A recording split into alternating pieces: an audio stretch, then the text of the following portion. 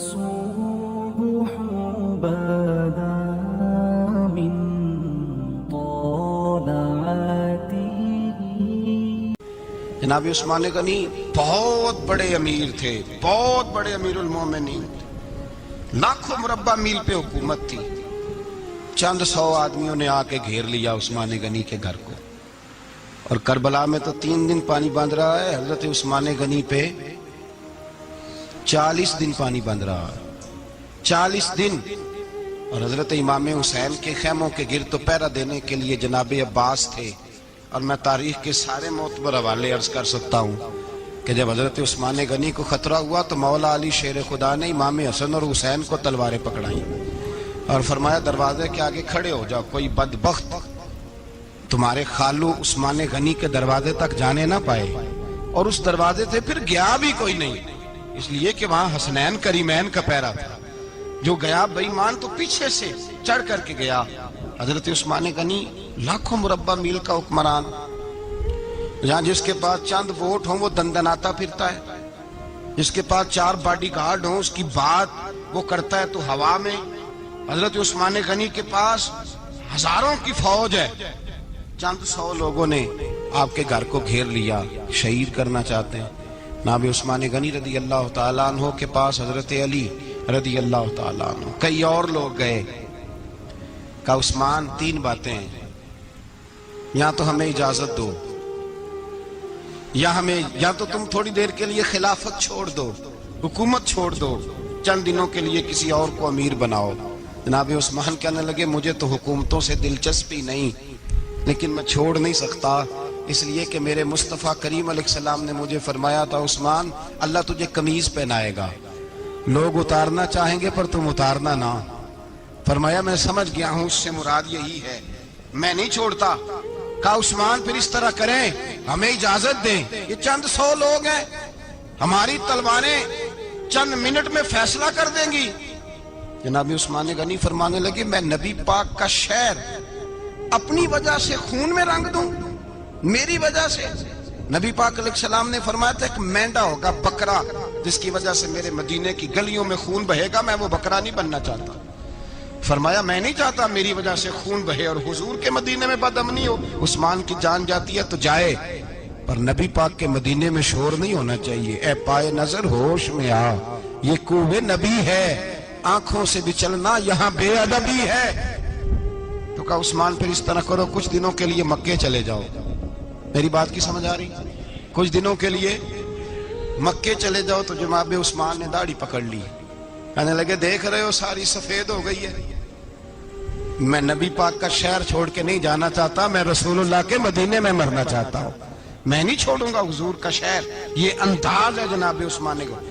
بڑا ستایا گیا حضرت عثمان غنی کو، پراپوگنڈے کیے گئے، آپ کے خلاف مہم چلی. عبداللہ ابن سبا نے بڑی مہم جوئی کی آپ کے خلاف.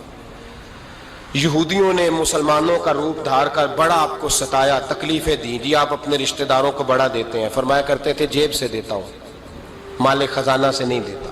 حضرت عثمان غنی رضی اللہ تعالیٰ عنہ کو بڑا ستایا گیا.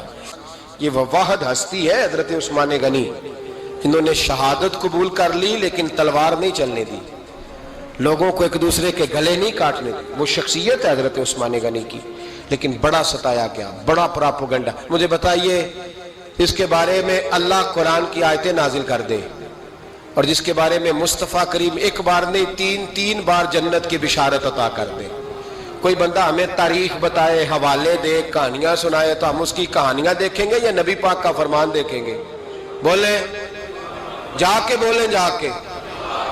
کسی کہانی پر کبھی بھی کان، بس ایک حدیث میں نے بڑی دفعہ سنائی ہے، پھر سناتا ہوں، ترمذی میں ہے. نبی پاک جنازگاہ تک گئے جنازہ پڑھنے، یا رسول اللہ فلاں آدمی انتقال کر گیا، جنازگاہ تک تشریف لے گئے جنازہ پڑھانے، لیکن جنازگاہ تک پہنچ کر محبوب نے فرمایا اس کا جنازہ نہیں پڑھانا. یا رسول اللہ کیوں؟ فرمایا اس لیے کہ یہ عثمان غنی سے بغض رکھتا تھا. نبی پاک سید عالم صلی اللہ تعالی علیہ وآلہ وسلم نے خود اپنی زبان مبارکہ سے ترمذی شریف میں حدیث موجود ہے کہ نبی پاک صلی اللہ علیہ وسلم احد پر گئے تو احد کانپنے لگا. تو حضور نے فرمایا احد ٹھہر جا، تیرے اوپر ایک نبی، ایک صدیق اور 2 شہید موجود ہیں. تو تو وہ دو شہید کون تھے؟ ایک حضرت عمر فاروق، ایک حضرت عثمان غنی رضی اللہ تعالی۔ خود حضور نے فرمایا، حضرت عثمان غنی کی جو نانی ہے نا، یہ نبی پاک کی سگی پھوپھی ہیں۔ حضرت عثمان غنی رضی اللہ تعالیٰ عنہ کی جو نانی ہے وہ حضور کی سگی پھوپھی ہیں۔ یہ چوتھی پانچویں نسل میں جا کے اللہ کے رسول صلی اللہ علیہ وسلم کا خاندانی بنتا ہے۔ اللہ کے محبوب علیہ السلام کی 4 بیٹیاں تھیں اور چاروں کی چاروں حضرت خدیجۃ الکبریٰ رضی اللہ تعالیٰ عنہ کے بطن سے پیدا ہوئی تھی۔ 4 بیٹیاں۔ حضور صلی اللہ علیہ وسلم نے پہلے اپنی بیٹی حضرت رقیہ کا نکاح حضرت عثمان غنی رضی اللہ تعالیٰ عنہ کے ساتھ فرمایا، ان کا انتقال ہو گیا تو محبوب نے دوسری صاحبزادی جناب ام کلثوم رضی اللہ تعالیٰ عنہ کا نکاح حضرت عثمان غنی کے ساتھ فرما دیا۔ 2 شہزادیاں، 2 بیٹیاں۔ یہ جو کہا جاتا ہے نا عثمان ذو النورین، عثمان ذو النورین کا مطلب ہے 2 نوروں والا۔ 2 کچھ بادشاہ قسم کے لوگ ہیں، بیٹیوں کو نور مانتے ہیں، باپ کو نہیں مانتے۔ نبی پاک کی دونوں بیٹیوں کو نور مانتے ہیں، لیکن ان کے والد نبی پاک صلی اللہ علیہ وسلم کے بارے میں باتیں گول کر جاتے ہیں۔ 2 بیٹیاں نکاح میں آئیں تو کیا لقب ہوا؟ عثمان۔ اور مزے کی بات یہ ہے کہ حضرت عثمان کو ذو النورین مولا علی شیر خدا کہا کرتے تھے، حضرت علی کہا کرتے تھے عثمان تو ذو النورین ہے، 2 نوروں والا۔ بریلی کے امام فرمانے لگے، تیری نسل پاک میں ہے بچہ بچہ نور کا، تو ہے نے نور تیرا سب گھرانہ نور کا۔ اور کہنے لگے نور کی سرکار سے پایا 2 شالہ نور کا، نور کی سرکار سے پایا 2 شالہ نور کا، ہو مبارک تجھ کو ذو النورین جوڑا نور کا۔ مبارک دے رہے ہیں دوسری شادی پر، کہتے ہیں ہو مبارک تجھ کو ذو النورین جوڑا نور کا۔ تو حضرت عثمان غنی رضی اللہ تعالیٰ عنہ 4 5ویں مسلمان ہیں۔ حضرت ابو بکر صدیق رضی اللہ تعالیٰ عنہ تاجر تھے، تاجروں سے ان کی دوستی تھی۔ حضرت عثمان غنی بھی تاجر تھے، تو جناب سیدنا ابو بکر صدیق نے انہیں تبلیغ کی تو وہ مسلمان ہو گئے۔ جب کلمہ پڑھا تو چچا نے باندھ دیا گھر کے اندر، کئی دن باندھے رکھا، کہنے لگا دین چھوڑنا پڑے گا۔ تو آپ نے فرمایا وہ تو جگہ ہی ایسی ہے جو ایک دفعہ گیا ہے دوبارہ چھوڑ سکتا ہی نہیں، ہو ہی نہیں سکتا۔ حضرت عثمان غنی سابقون الاولون میں سے ہیں، ابتدائی لوگوں میں سے۔ ان کی زندگی کے بڑے حسین واقعات ہیں، آپ جانتے ہیں۔ میں 2-3 باتیں صرف ان کی حوالے سے عرض کروں گا۔ ہر آدمی میں ہر صلاحیت ہوتی ہے، لیکن کچھ چیزوں کا غلبہ ہوتا ہے، کچھ چیزوں کا غلبہ ہوتا ہے۔ حضرت عثمان غنی میں 2-3 چیزوں کا بڑا غلبہ تھا۔ سخی تھے تو دریا سے بھی زیادہ سخاوت فرماتے تھے۔ مالاں والے سخی نہیں ہوندے تے سخیاں کل مال نہیں ہوندا، ایتھے اوتھے دوویں جہانی سخی کنگال نہیں ہوندا۔ حضرت عثمان غنی رضی اللہ تعالیٰ عنہ بہت بڑے سخی تھے، اتنے بڑے تھے کہ غنی کہہ دیا اللہ کے رسول نے۔ عثمان غنی تھے، ہر وقت ہی سخاوت، ہر وقت ہی سخاوت۔ اللہ کے رسول صلی اللہ تعالیٰ علیہ وسلم نماز پڑھ کے نکلے، جنت البقیع والی جگہ حضور کو پسند آ گئی۔ فرمایا کچھ صحابہ آتے ہیں یہاں تو انہیں سواریاں کھڑی کرنے کا مسئلہ ہے، آج کل نہیں مسئلہ ہوتا پارکنگ کا، اس زمانے میں اونٹ گھوڑے باندھنے کے لیے حویلی چاہیے تھی۔ تو حضور علیہ السلام آ کے بیٹھے تو فرمایا جگہ بڑی اچھی ہے، کبھی مل جائے نا تو صحابہ کو سواریاں باندھنے کے لیے اچھی رہے گی۔ عثمان پیچھے بیٹھے تھے، وہیں سے گردن جھکائی اور پیچھے سے نکل گئے۔ حضور نے فرمایا ادھر آؤ، کہاں جا رہے ہو؟ کہا یا رسول اللہ جو جگہ آپ نے کہی ہے میں دیکھنے جا رہا ہوں۔ تو حضرت عثمان غنی دیکھنے گئے، جب واپس پلٹے تو میرے کریم نے فرمایا عثمان دیکھ آئے ہو، دیکھ آئے ہو، دیکھ آئے ہو؟ عرض کی محبوبہ دیکھنی کیا تھی، تجھے پسند آئی تھی، میں خرید آیا ہوں، خرید آیا ہوں۔ دیکھنا آنا جانا یہ تو وہاں ہوتا ہے جہاں سودے بازی ہو، رنگے چمن پسند نہ پھولوں کی بو پسند، ہم کو ہے وہ پسند جسے آئے تو پسند۔ بات ختم ہو گئی، آپ کو پسند آئی تھی، میں نے خرید لی۔ میرے رسول پاک صلی اللہ علیہ وسلم کے ساتھ پتہ نہیں لوگ کہاں بیٹھ کے دین پڑھتے ہیں، اختلاف ثابت کرتے ہیں۔ جو جگہ مصطفیٰ کو پسند آئی، عثمان نے خریدی. اس جگہ پہ سیدہ فاطمہ الزہرا کا مزار بنا ہوا ہے. اس جگہ بی بی پاک کا مزار ہے جو حضرت سیدنا عثمان غنی کی خریدی ہوئی ہے. اس کا مطلب ہے یہ جگہ مصطفیٰ کا بھی پسندیدہ ہے، اہل بیت کی بھی پسندیدہ ہے. حضرت عثمان غنی کا مزاج ہے. حضور اعلان کر رہے تھے، اس کا مطلب ہے چندے کا اعلان کرنا بھی نبی پاک کی سنت ہے. اس لیے ہم بھی کبھی کبھی یہ سنت ادا کر لیتے ہیں. چندے کا حضور نے اعلان کیا. جیش اسرا کے لیے بہت بڑا لشکر جانا تھا. فرمایا اٹھو بھئی حصہ ڈالو. حضرت عثمان نے دائیں بائیں دیکھا، کتنے بہت زیادہ سپاہیوں کے لیے بہت زیادہ سامان چاہیے، قحط کا زمانہ ہے. جناب عثمان اٹھے کہا یا رسول اللہ 100 فوجیوں کا خرچہ، ان کا گھوڑا بھی دوں گا، گھوڑے پر رکھنے کے لیے یا رسول اللہ صلی اللہ علیہ وسلم جو کجاوا ہوتا ہے، کاٹھی ہوتی ہے، وہ بھی میری، فوجی کی وردی بھی میری، اور جب تک واپس آئے گا تب تک سارا کھانے کا خرچہ بھی میرا. نبی پاک صلی اللہ علیہ وسلم مسکرائے. فرمایا عثمان اللہ تجھ سے راضی ہو. تھوڑی دیر کے بعد فرمایا پھر اٹھو بھائی. دائیں بائیں دیکھا کوئی اٹھا ہی نہیں. حضرت عثمان پھر کھڑے ہو گئے. کہا حضور 100 میرا اور شامل کر لیں. نبی پاک نے پھر اعلان کیا. حضرت عثمان کہتے ہیں میرے نا دل کو کچھ ہوتا تھا. پھر اٹھے. کہا حضور میرا تیسرا 100 بھی شامل کر لیں. فرماتے ہیں جناب عثمان غنی چوتھی دفعہ میرے مصطفیٰ نے اعلان کیا تو مجھ سے نہ ہی رہا گیا. میں نے کہا محبوبہ اعلان نہ کرو، آپ اشارہ کرو. عثمان کے پاس جو کچھ بھی ہے وہ محمد عربی کے قدموں کا ہی صدقہ ہے. آپ اعلان کرو، حاضر ہے، ہر شے حاضر ہے. پھونک پھونک کے دینا، دیکھ دیکھ کے دینا، یہ تو وہاں کا سودا ہوتا ہے جہاں سودے بازی ہوتی ہے. لیکن یہاں تو یا رسول اللہ جب تک بکے نہ تھے کوئی پوچھتا نہ تھا. یہ تو نے خرید کر ہمیں انمول کر دیا. اور مجھے وہ بات بڑی پسند ہے. میں تنہائیوں میں کتاب کھول کے پڑھتا ہوں، تنہائیوں میں پڑھتا ہوں میرے رسول پاک صلی اللہ تعالی علیہ وسلم. اور میں جب مجھے کبھی لطف لینا ہوتا ہے تو میں صاحب طبقات کی یہ روایت کھول کے بیٹھ جاتا ہوں جب اپنا مزہ لینے کو دل کرے. حضرت عثمان غنی شہزادے تھے، دولت مند باپ کے بیٹے تھے، رئیس اعظم تھے. امیروں کے بچے نازک مزاج ہوتے ہیں، موڈ کے مالک ہوتے ہیں. بہت بڑے رئیس تھے پر عشق لگا سی کھیڈاں کھیڑ دی نو. تو پھر کھیڈاں بھول گئیاں. کجل پایا سی یار دے ویکھنے نو، پھر او دی یاد وچ روندیاں ہی ڈول گئیاں. حیدر شاہ اس گلی کدے نہ رول دی، پر ہن تے رول دی 4-5 دن کے بعد مدینے آئے، سفر پہ گئے ہوئے تھے. حضور کے پیچھے نماز پڑھی تو محبوب کے چہرے پہ ذرا نکاہت ہے، کمزوری ہے. حضرت بلال کو ملے، کہنے لگو بلال میں 4 دن باہر رہا ہوں، حضور کے چہرے پہ کمزوری کیوں ہے؟ جناب بلال کہنے لگے جا گھر جا کے پوچھ لے. کہتا میں نے دروازے پہ دستک دی. سیدہ عائشہ صدیقہ اندر سے بولی کون ہے؟ میں نے کہا اماں جی غلام ہوں عثمان، میں 4 دن کے بعد آیا ہوں تو چہرے پہ بڑی کمزوری ہے. فرماتے جناب عائشہ ہچکی لے کے روئی. کیا ہوا؟ تو کہنے لگی عثمان 4 دن ہو گئے کونین کے مالک نے روٹی کوئی نہیں کھائی، ایک پیالہ دودھ کا ایک کھجور. حضرت عثمان غنی رضی اللہ تعالیٰ کا اماں جی آپ پردے میں نہیں چلی جاتی؟ شہزادہ توڑے گئے، گھر سے اناج کی بوری کندھے پہ رکھی، ہر چیز اٹھائی. غلام کہنے لگا مجھے دے دو، 20 نوکر ہیں گھر میں. فرمایا نہیں یہ میری ڈیوٹی ہے، میں نہیں کرنی. عثمان خود گئے، رسول پاک کے گھر میں جھاڑو دیا، چولہے میں آگ جلائی. حضرت عائشہ کہتی ہے میں پردے کے پیچھے سے دیکھ رہی تھی، جب عثمان پھونکے مارتے تھے تو داڑھی سے دھواں نکلتا تھا.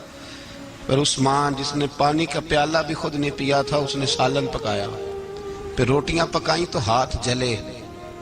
کھانا پکا کے اور دسترخوان لگا کے مسجد میں حاضر ہوئے. کہا محبوبہ اگر مہربانی کریں تو گھر نہیں آتے؟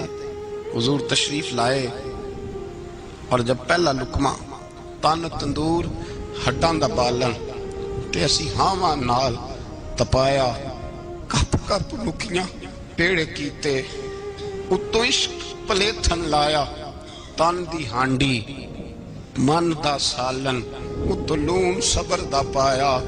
غلام فریدہ میں ساری تیری، تینوں اجے یقین نہیں آیا. کہا محبوب یہاں بیٹھے تو صحیح، یہاں بیٹھے تو صحیح. حضور تشریف فرما ہوئے اور پہلا لقمہ جب नबी पाक ने मुंह में रखा तो उस्मान तड़प के रोए। 600 दिनार नीचे रखे, या रसूलल्लाह मैंने दौलत को आग तो नहीं लगानी अगर तेरे काम ना आए। हुजूर किस काम की ये जायदादें, किस काम की? अगर आपके घर में 4 दिन खाना ना पके। हजरत आयशा सिद्दीका फरमाती हैं उस्मान तो चले गए, ये कह के तो मेरे मुस्तफ़ा ने फिर हाथ उठाए और ऐसी दुआ दी कि मैं तड़प उठी, मैं रोने लगी। हुजूर ने झोली उठा के कहा अल्लाह मैं उस्मान से राजी हूं, तू भी मेरे उस्मान से राजी हो जा। अल्लाह मैं राजी हूं, तू भी राजी हो जा। और भाई ये दर्द, ये ज़ौक़, ये मिजाज, ये अंदाज, ये हजरत उस्मान गनी को अल्लाह ने अता फरमाया।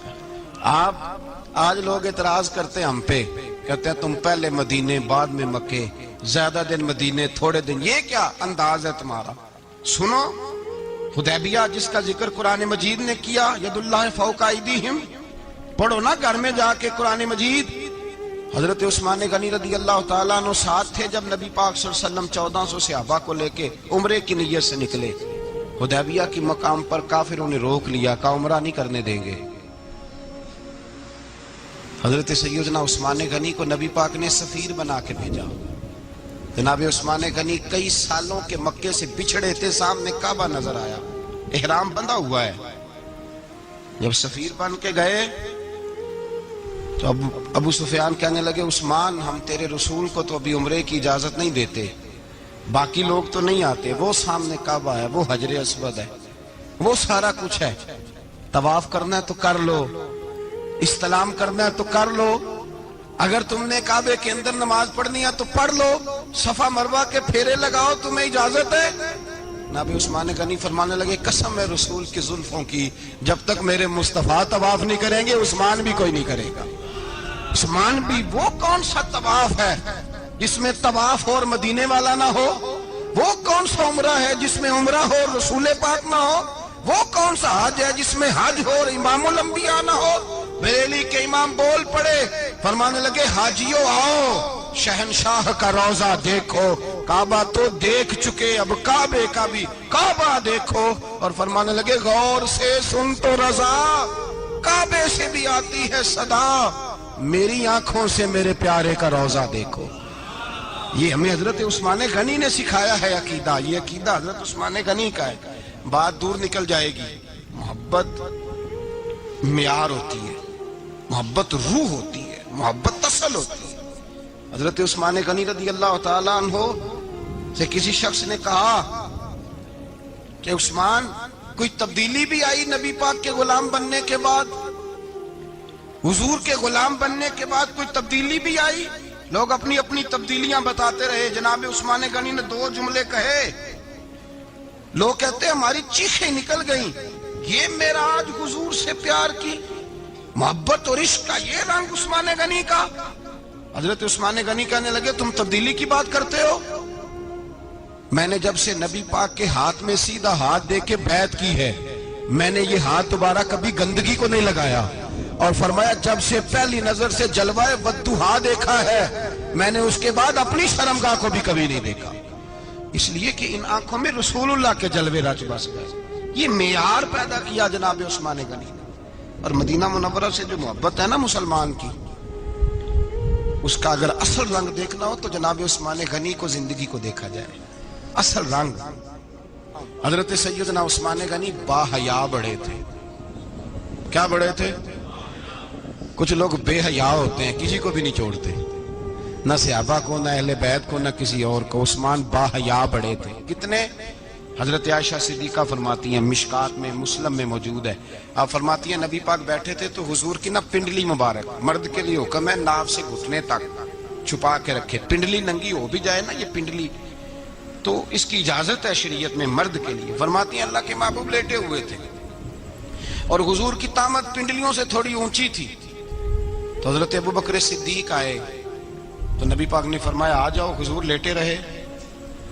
माती थोड़ी देर गुजरी तो हजरत उमर फारूक आए, हुजूर इजाजत है, तो नबी पाक सल्लल्लाहु अलैहि वसल्लम ने फरमाया आ जाओ, नबी पाक लेटे रहे। चंद लम्हे गुजरे तो उस्मान गनी आ गए, हुजूर आ जाओ, फरमाया 1 मिनट। अल्लाह के हबीब उठे, तामत मुबारक को समेटा, पिंडलियों को ढांपा, हुजूर बैठे, उस्मान आए, बातें हुई, चले गए। حضرت عائشہ کہتی ہے میں پردے کے پیچھے سے دیکھ رہی تھی, میں حاضر خدمت ہوئی, کا محبوبہ سمجھ نہیں آئی.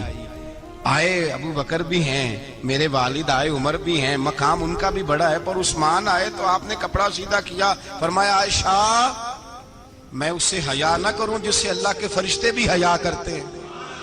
حضرت عثمان غنی رضی اللہ تعالیٰ عنہ اپنے گھر کے اندر ہوتے تو کئی کپڑے لپیٹے رہتے, کئی کپڑے جناب. میں ایک نتیجہ آپ کے سامنے رکھنا چاہتا ہوں, میری طرف دیکھیں. کئی کپڑے لپیٹے رہتے, کپڑوں کے اوپر کپڑے, شرم و حیا کے پیکر. جناب عثمان غنی غسل کرتے تو کپڑوں سمیت کرتے, فرماتے نا بھائی مجھے شرم آتی, پیکر شرم و حیا. اس کا نتیجہ کیا نکلا؟ حضرت رقیہ رضی اللہ تعالیٰ عنہ کے ساتھ جناب عثمان غنی کا جب نکاح ہوا تو ابھی پردے کی آیتیں نہیں آئی تھی. شرم و حیا کے پیکر تھے, ابھی پردے کا حکم نہیں آیا تھا. صحابہ بے دریغ آتے جاتے تھے ایک دوسرے کے گھروں میں. اللہ کے محبوب علیہ السلام نے گوشت پکایا تو فرمایا حضرت اسامہ بن زید کو جاؤ عثمان کو بھی دے آؤ. جناب اسامہ بن زید فرماتے ہیں میں نے گوشت پکڑا, سالن پکڑا اور ان کے گھر پہنچا. جامع ترمذی میں موجود ہے. فرماتے ہیں میں جب اندر داخل ہوا مصطفیٰ کی شہزادی کو دیکھا اور پھر عثمان غنی کو دیکھا. فرماتے ہیں جنہیں میں نے دیکھا ایسا جوڑا میں نے کبھی نہیں دیکھا تھا. میں بس ہلکا سا مسکرا کے پلٹ آیا, نہ انہوں نے کچھ پوچھا نہ میں نے کچھ بتایا. فرماتے ہیں جب میں مسجد میں داخل ہوا نا, پہلا قدم ہی رکھا تو مصطفیٰ کریم نے فرمایا اسامہ دے آئے ہو سالن؟ میں نے کہا یا رسول اللہ دے آیا ہوں. فرمایا ایسا سونا جوڑا پہلے کبھی دیکھا ہے کبھی؟ میں نے کہا نہیں حضور میں نے نہیں دیکھا.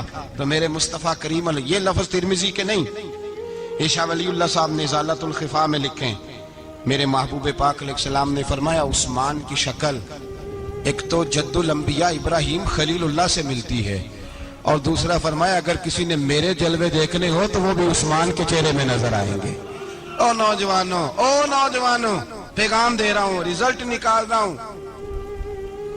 بے حیائی بے شرمی کی گفتگو والے کے چہرے پہ حسن نہیں آتا.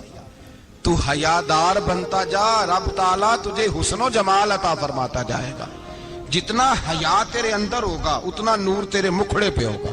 جتنی شرم میں تو لپٹا ہوا ہوگا اتنی اللہ تجھے تازگی عطا کرے گا. میرے صاحب فرمایا کرتے جو گند بولتا ہے اس کے چہرے کا حسن سب سے پہلے چھن جاتا ہے. اور فرمایا جو بری باتیں سوچتا ہے, جس کی سوچ بری ہوتی ہے, سب سے پہلے اس کے چہرے کا حسن بگڑتا ہے. اگر چاہتا ہے تازہ رہے, ٹھنڈا رہے, نورانی رہے, تو پھر حضرت عثمان نے تجھے بتایا ہے کہ شرم والا بن کے رہ, اللہ سب سے زیادہ حسن تجھے ہی عطا فرما دے گا. زیادہ بولنے والا, زیادہ باتیں کرنے والا, جو منہ میں آیا کہہ گیا, اس آدمی کی نورانیت چلی جاتی ہے. اگر لوگ وہ کریموں سے نہیں آتا اور نائی کے پاس بیٹھ کے چہرے پہ روز نیا ڈیزائن نئی لکیر بنوانے سے حسن نہیں آتا. حسن شرم و حیا سے آتا ہے. یہ جو ہم عارضی حسن خرید کے لاتے ہیں نا 4 پیسے کا, یہ ماند نہیں پڑتا, یہ تباہ کرتا ہے اور یہ تباہ ہو جاتا ہے.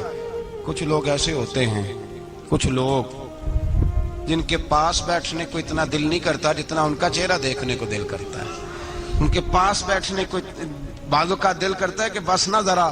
اور طبیعت آج میں ہو کے آیا ہوں استاد جی صادق صاحب رحمۃ اللہ علیہ. میں نے ان بزرگوں کو دیکھا ہے, ہم نے نظر بھر کے آنکھوں میں آنکھیں ڈال کے تو بڑا کم دیکھا ہے. ہم چوری دیکھا کرتے تھے, چوری. میں ویکھاں تے میرا یار نہ ویکھے, تے جے میں نام ویکھاں تے ہو ویکھے. ہم لوگ چوری دیکھا کرتے تھے. میں نے اپنے حضرت صاحب کو بھی شاید ہی کبھی آنکھوں میں آنکھیں ڈال کے دیکھا ہو, تبھی دیکھا ہے جب وہ کسی اور کو دیکھ رہے ہوتے تھے. بھائی ان لوگوں کے اندر کا حسن شرم و حیا معصومیت بن کے ان کے چہروں پہ نکھر آتا تھا. حضرت عثمان غنی کی شرم و حیا نورانیت بن کے ان کے چہرے پہ آ گئی تھی. جناب عثمان غنی پیکر شرم و حیا تھے. ایک بات کر دوں اور ختم کروں. حضرت عثمان فرمایا کرتے تھے مجھے 3 باتیں بڑی پسند ہیں. کتنی؟ سارے بولے ہو کتنی جی؟ کون کون سی؟ فرمایا کرتے تھے بھوکے کو روٹی کھلانا, ننگے کو کپڑا پہنانا, اور تیسرا میرا دل کرتا ہے مجھے اور کوئی کام نہ ہو, قرآن پاک میرے سامنے رہے اور میں سارا دن تلاوت ہی کرتا رہوں. 3 باتیں پسند تھیں, بھوکے کو کھانا کھلانا, ننگے کو کپڑا پہنانا, اور یعنی روٹیاں بانٹتے رہتے تھے, سوٹ بانٹتے رہتے تھے. یہ مزاج تھا. فرماتے تھے میری پسند ہے. تیسرا میرا دل کرتا ہے کہ قرآن مجید پڑھا رہے اور میں وہ کنویں کی بات بڑی معروف ہے، میں نے بس اشارہ کرنا ہے۔ نبی پاک نے بھی اعلان کیا تو بڑا ہی اعلان کر دیا، فرمایا وہ میٹھے پانی کا کنواں ہے، قبضہ یہودی کا ہے، جو بندہ خرید کر وقف کرے گا نا اسے کیا ملے گا؟ تو حضور نے فرمایا میری جیب میں جنت کی ٹکٹ ہے، میں اسے جنت دے دینی۔ یہ ہے عرض جنت، یہ طیبہ کی زمین ہے، جنت بھی یہی، مال کے جنت بھی یہی ہے، جنت لے لے مجھ سے، لے لے۔ حضرت عثمان غنی گئے، اس کو کہا بھائی کنواں میرے ہاتھ بیچ دے۔ کنویں کی قیمت تھی 500-700 دینار،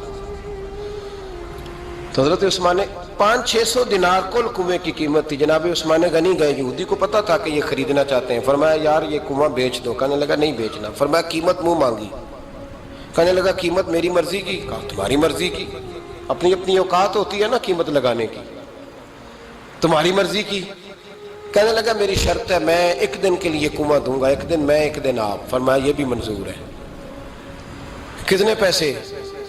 اس نے کہا میں 3000 دینار لوں گا، 500-600 کا ہے۔ حضرت عثمان غنی فرمانے لگے تو نے اپنی اوقات کے مطابق 3000 مانگا ہے، میں 40,000 لے کے آیا تھا،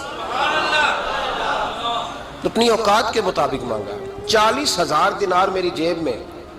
یہودی کہنے لگا عثمان تو تاجر ہے، اور عام تاجر نہیں، عالمی سطح کا تاجر ہے، لوگ تیری تجارت کی مثالیں عرب میں دیتے ہیں، پر 500-600 کا کنواں 40,000۔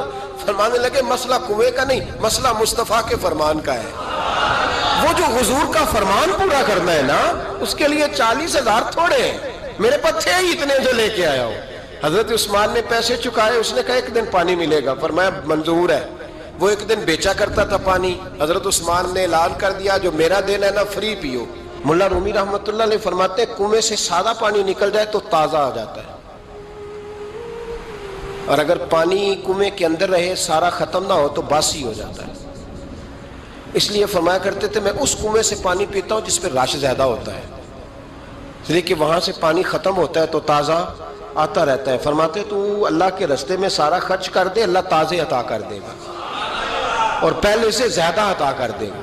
میرا آپ کا مسئلہ یہ ہے کہ تجارت بندوں کے ساتھ ہے، بندوں کے ساتھ جو تجارت ہے نا، بندے کنجوسی کر جاتے ہیں، بندے کا تو صحیح کام چل جائے تو پارٹنر کو فارغ کر دیتا ہے، یہ تو فارغ ہے، اور اگر کبھی کسی کی دکان میں کوئی کرایہ دار اچھا اس کی دکان چل جائے تو مالک کہتا ہے تو جا، اب دکان میں نے خود کھول لی ہے، وہ فارغ کر دیتا ہے۔ بندوں کا تو مزاج ہے۔ اور اللہ تبارک و تعالیٰ سے جب تجارت ہوتی ہے نا، میں نے ایسے لوگ دیکھے ہیں جن کے گھروں میں لاکھوں روپیہ ماہانہ آتا ہے، غربت نہیں جاتی۔ ان کو سوچنا چاہیے کہ کثرت والا پیسہ آیا ہے پر برکت والا نہیں آیا۔ حضرت عثمان غنی رضی اللہ تعالیٰ عنہ فرماتے ہیں کہ میں نے پہلے بھی میں بڑا تاجر تھا، لیکن جب سے مصطفیٰ کے نام پر خرچ کرنا شروع کیا، پھر کہاں کہاں سے آیا کب، اور بڑی سیانی بات فرماتے ہیں۔ آپ فرماتے ہیں میں کلمہ پڑھنے سے پہلے تجارت کو وقت زیادہ دیتا تھا، اور مسلمان ہونے کے بعد میں نے تجارت کو ٹائم تھوڑا دیا ہے، پر اللہ نے روزی مجھے زیادہ عطا فرمائی۔ اس لیے برکت پر ہماری توجہ نہیں رہی، غیبی خزانوں پر خیال ہم نے چھوڑ دیا ہے۔ غیبی خزانوں سے جو چیز ملتی ہے وہ زیادہ ملتی ہے، جو مادی ذرائع سے ملتی ہے وہ چیز کم ہوتی ہے۔ حضرت عثمان غنی پر الزام لگا جب آپ کا دور حکومت تھا، یہ یاد رکھیں کہ سب سے زیادہ الزامات حضرت عثمان غنی پہ لگائے گئے۔ جن بندوں کے قد کاٹ زیادہ ہوتے ہیں ان کے خلاف پراپوگنڈے بھی لمبے چوڑے ہی ہوتے ہیں۔ یہ بڑی بات یاد رکھنا۔ کہا گیا کہ حضرت عثمان لوگوں کو نوازتے بڑا ہے، بڑا دیتے ہیں حضرت عثمان غنی۔ تو حضرت عثمان غنی فرمایا کرتے تھے حکمران تو میں آج بنا ہوں تو میں تو پہلے بھی بڑا دیتا تھا، وہ کس خزانے سے دیتا تھا؟ آپ جواب دیا کرتے۔ دیکھیں ذرا، لاکھوں لوگ حج کرنے آتے تھے، پر حضرت عثمان غنی حج کرنے جاتے تو اعلان کر دیتے کہ کوئی حاجی حج کے موقع پر آ کے کھانا نہ پکائے، سب کو کھانا عثمان غنی اپنی جیب سے دیا کریں گے۔ مینا میں لنگر خانہ ہوتا تھا حضرت عثمان غنی کا، مینا میں، فرماتے تھے کھاؤ حاجیو جتنا کھا سکتے ہو۔ اور پھر حضرت عثمان غنی کا اعلان تھا، خدام کو کہتے تھے میں آخر میں کھاؤں گا، پہلے میرے سارے آنے والے حاجیوں کو کھلایا جائے۔ ایک مجھ سے نا ایک دوست نے سوال پوچھا 4-5 دنوں کے، کچھ سوال ایسے ہوتے ہیں جو بندے کو نا چوراہے پہ لا کے کھڑا کر دیتے ہیں، زندگی میں نہ بھولنے والے سوالات ہوتے ہیں۔ ایک شخص نے سوال پوچھا، کہنے لگا اوکاڑے دینی اور مذہبی گھرانہ ہے، اوکاڑے سے تعلق ہے، میرے ساتھ محبت کا رشتہ ہے. کہنے لگے بیٹی کی شادی کر دی ہے راولپنڈی میں. آپ کی بھی بیٹیاں ہیں, میری بھی بیٹی ہے. بیٹی کی شادی کر دی ہے راولپنڈی میں. اب بچی چند دن رہنے آئی ہے. پوچھنا یہ ہے کہ نماز پوری پڑھے گی کہ قصر پڑھے گی.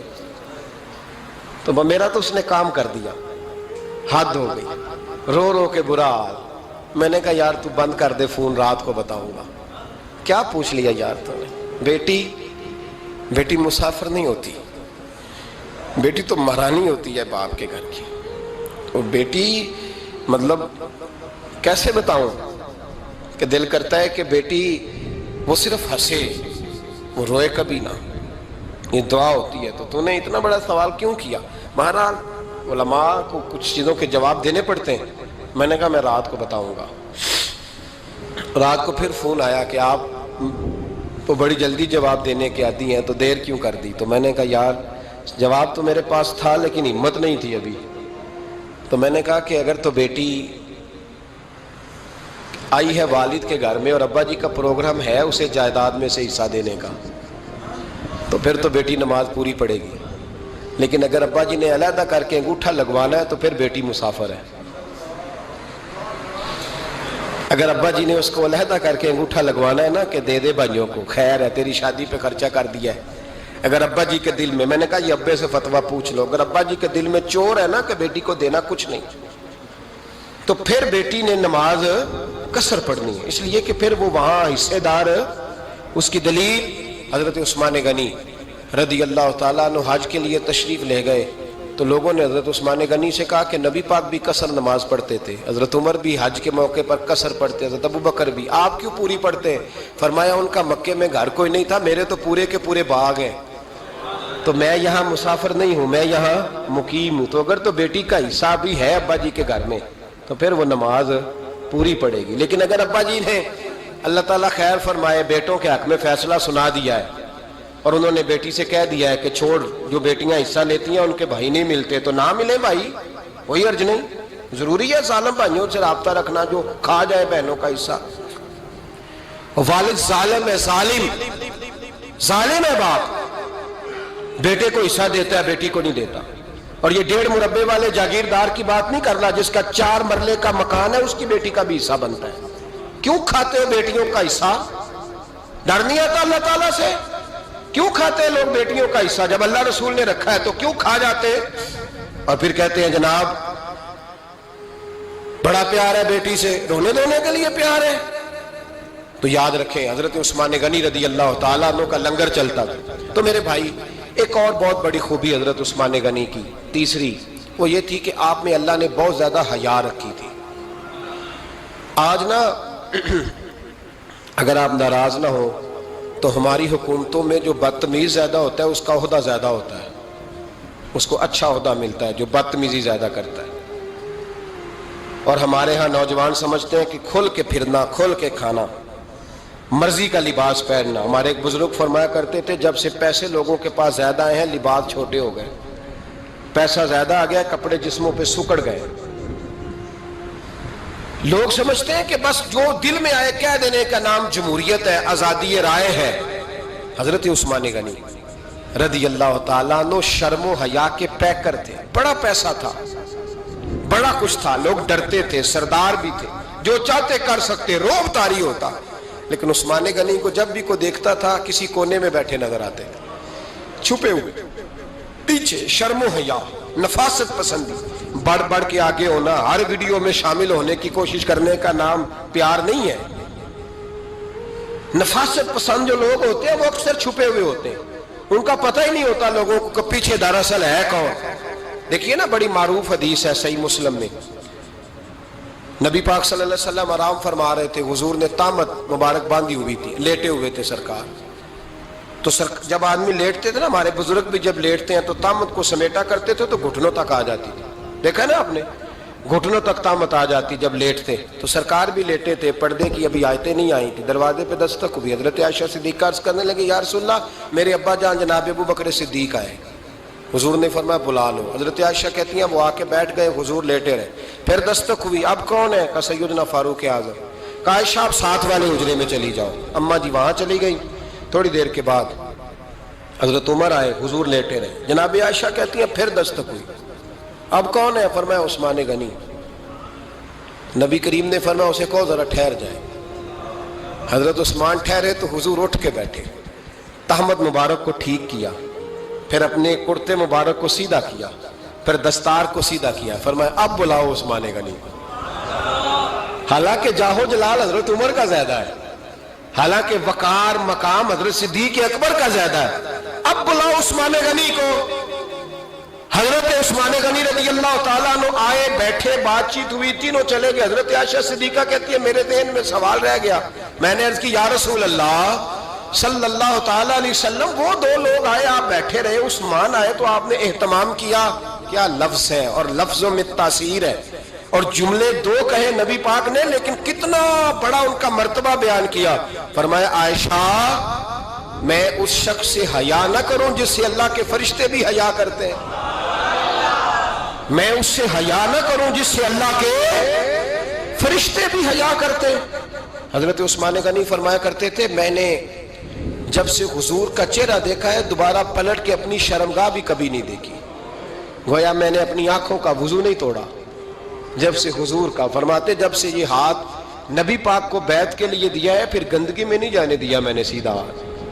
حضرت عثمان غنی فرمایا کرتے تھے میں اپنے گھر کے اندر اپنے غسل خانے میں چار دیواری کے اندر بھی کپڑوں سمیت غسل کرتا ہوں، مجھے حیا آتی ہے غسل خانے میں بھی کپڑے۔ اور سنو ایک اور بڑی بات اہم، آپ فرمایا کرتے تھے میری جو محرم عورتیں ہیں نا، محرم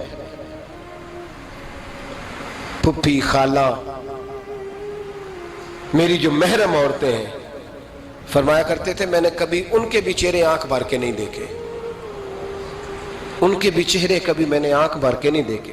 جو میری محرم عورتیں ہیں پھپھی خالہ، فرماتے تھے ان سے بھی جب بات کرتا ہوں تو میں چہرہ جھکا کے۔ ہمارے ہاں تو کزن ایک دوسرے سے سلام لیتے ہیں، لڑکیاں لڑکے کزن ایک دوسرے سے سلام لیتے ہیں۔ بچیاں آیا کرتی تھی تو میری کبھی کبھی مجھے بتایا جاتا تھا، میں نے ایک پابندی لگا دی، بچیاں جب مدرسے میں آتی تھی کہ جو دور سے بچی آئے اس کو جس آدمی کا نام لکھا ہو بتایا جائے وہی لینے آئے۔ ایک دن مجھے اطلاع دی گئی کہ آپ تھوڑی دیر آئیں، میں گھر گیا تو مجھے بتلایا گیا کہ ایک بچی ہے تو اس کو جو پہلے لینے آتا تھا وہ نہیں آیا، کوئی اور آیا۔ میں نے اس کے بھائی کو فون کیا کہ آپ لینے نہیں آئے، کہنے لگے یہ کزن ہے ہمارا، اس کے ساتھ بھیج دیں، آپ ہمارا ہی کزن ہے، خالہ زاد ہے۔ میں نے کہا یار آپ کہاں ہو؟ کہنے لگے مجھے 20-25 منٹ لگ جائیں گے۔ تو میں نے کہا ابھی کلاسیں بھی جاری ہیں تو آپ ہی آ جانا خود ہی۔ کہنے لگا سب آپ بھیج دیں، مجھے اعتبار ہے اس پہ۔ میں نے اس کو ایک بات کہی جو آپ کو بھی کہتا ہوں، میں نے کہا یار تمہیں اعتبار ہے تو اللہ رسول کو اعتبار کیوں نہیں؟ انہوں نے کیوں غیر محرم بنایا؟ عجیب تماشا ہے، مجھے پھپھی ذات پہ، خالہ ذات پہ، ماموں ذات پر اعتبار ہے، نبی پاک کو کیوں نہیں؟ آپ کو زیادہ پیار ہے لوگوں سے یا نبی پاک کو امت سے زیادہ پیار ہے؟ کیا مطلب تماشا ہے، کیا مزاج بنا لیا میں نے اور آپ؟ نبی پاک نے ایک شخص پر اعتبار نہیں کیا، فرمایا اس سے پردہ کرو، آپ نے اور میں نے کیسے کر لیا؟ نبی پاک نے خالہ ذات، پھپھی ذات، دیور پر، جیٹ پر، سالے پر، بہنوئی پر اعتبار نہیں کیا، پابندی لگا دی۔ تو نے کیسے کیا؟ تیرے دل میں زیادہ درد ہے، تو زیادہ دین کو سمجھنے لگا ہے، انسانیت زیادہ اچھل آئی ہے تیرے اندر۔ اعتبار کیا ہوتا؟ یاد رکھنا دنیا میں جتنے گھر تباہ ہوئے ان لوگوں کی وجہ سے نہیں ہوئے جن پر اعتبار نہیں تھا، ان کی وجہ سے ہوئے جن پر اعتبار تھا۔